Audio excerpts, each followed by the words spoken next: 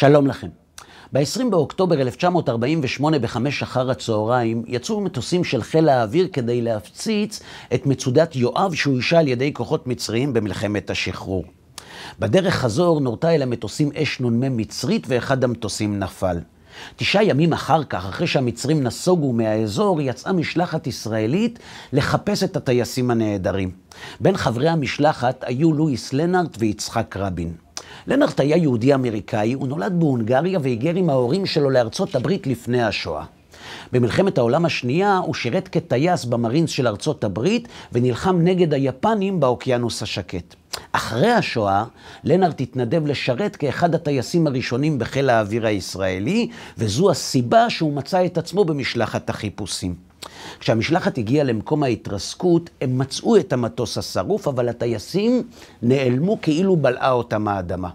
כדי לדעת מה עלה בגורלם, הם פנו לכפר הערבי הסמוך ותחקרו את המוכתר של הכפר, שסיפר להם בצער שהתנים טרפו את הטייסים, שהם אומנם ניסו לגרש את התנים כדי לשמור על כבוד המתים, אבל הם לא הצליחו.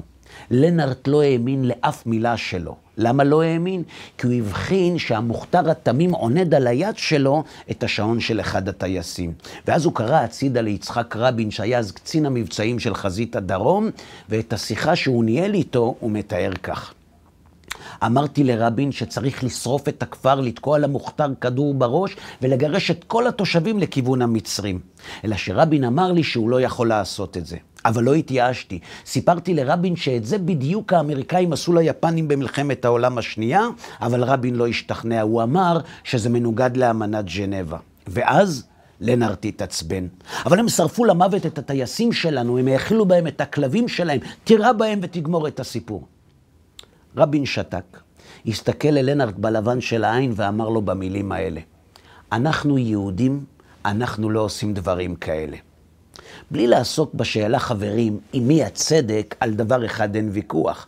רבין טען שליהודים אסור לעשות מה שאחרים עושים, שהיהודים צריכים להיות נאמנים למוסר יותר מאחרים. והשאלה היא למה? לא למה דווקא היהודים צריכים להיות נאמנים למוסר. למה בכלל, אנחנו, בני האדם, למה אנחנו מחויבים למוסר? למה הוא מחייב אותנו? זו אולי שאלה מרגיזה קצת, אבל אם נעיין בה, בלי דעות קדומות נגלה דבר מעניין.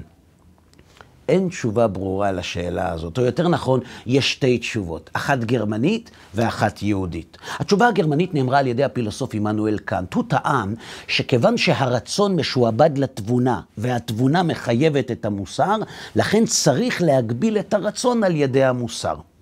התשובה היהודית לעומת זאת שונה לגמרי והרבה יותר פשוטה. היא מופיעה בפרשת השבוע. בפרשת בראשית מופיעים 2 חטאים שחטאו אב ובנו, ביום שהם נבראו. האבא אכל מעץ הדת והבן הרג את אחיו. אלא שבעוד החטא של אדם הראשון היה שעבר על ציווי השם, על החטא של קין לא כתוב דבר כזה. לאדם הראשון אומר הקדוש ברוך הוא, המן העץ אשר ציוויתיך לבלתי אכול ממנו אכלת? אבל את קין לעומת זאת, השם לא שואל למה הרגת, הוא פשוט אומר לו, כל דמי אחיך צועקים אליי מן האדמה, ככה סתם, בלי שאלות. למה? כי בפנייה אל קין התורה מלמדת אותנו את הסיבה שבגללה האדם מחויב למוסר. האיסור, חברים, לאכול מעץ הדעת לא קשור למוסר. הוא קשור לשאלה האם הקדוש ברוך הוא ציווה את אדם הראשון לא לאכול או לא ציווה. כיוון שהקדוש ברוך הוא ציווה אותו לא לאכול, היה אסור לו לאכול. לעומת זאת, כשהשם פונה לקין, הוא תובע ממנו את דמי הבל אחיו, לא בשם הציווי, בשם המוסר. הבל הוא אחיך, אחים לא הורגים. פרשת בריאת האדם מופיעה בפרשה הראשונה בתורה כדי ללמד שלכל בני האדם יש התחלה אחת, שהאנושות כולה מתחילה באחווה, והאחווה היא זו שמחייבת אותנו למוסריות. אחים לא הורגים, נקודה. ובגלל שכולנו בניו של אדם הראשון, לכן לא תרצח. אחים לא רוצחים ומאחים לא גונבים. אולי לזה התכוונו חז"ל כשאמרו, חייב אדם לומר בשבילי נברא העולם. אם העולם נברא בשביל האדם שעומד מולי, איך אני יכול לפגוע בו? זה שורש המוסר של היהדות. אלא שבדיוק כאן, חברים, מתעוררת שאלה. אם כל בני האדם הם אחים, למה המוכתר של הכפר לא ראה את עצמו מחויב לאחווה התנ"כית? למה הוא גם רצח וגם ירש? והתשובה פשוטה. למוסלמים יש ספר חדש, לכן הם לא מחויבים לא לתנ"ך וגם לא לאמנת ז'נבה. ומה בקשר לקאנט? זה עוד יותר פשוט. קאנט היה גרמני.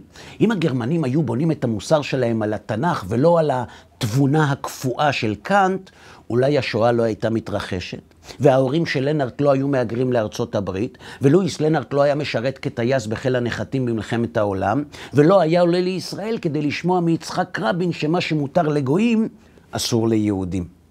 שבת שלום.